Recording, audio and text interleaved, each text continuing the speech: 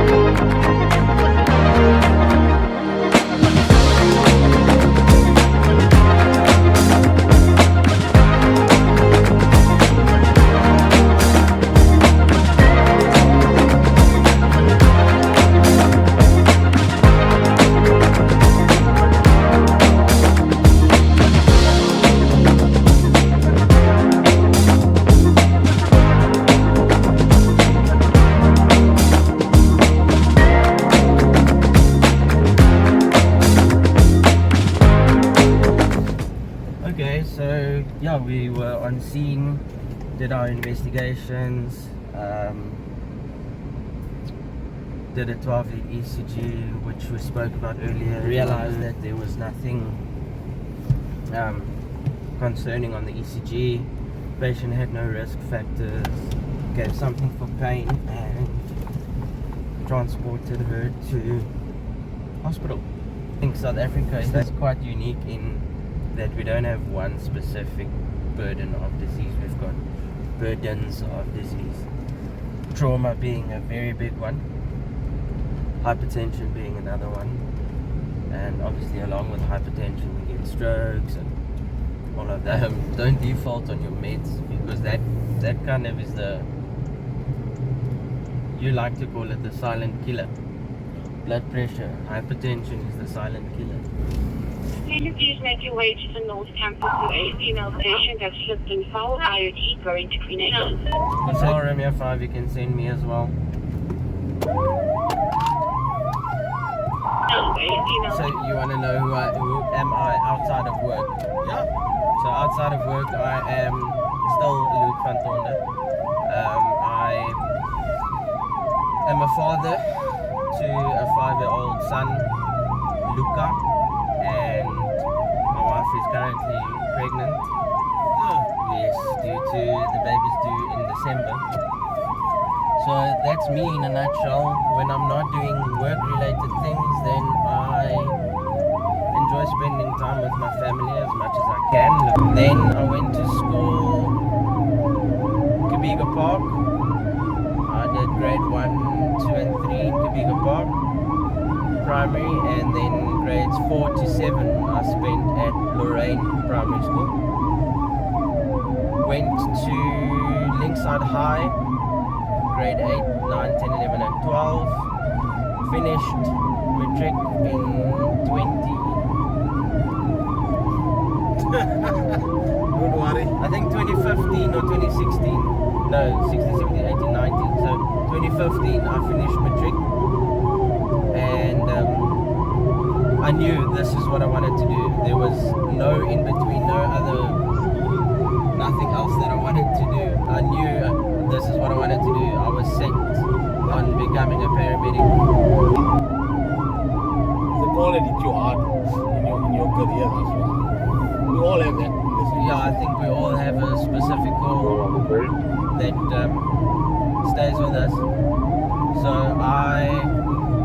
being a father, obviously any baby or any pediatric call is tough.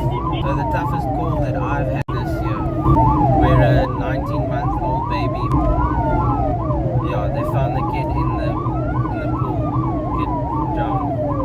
So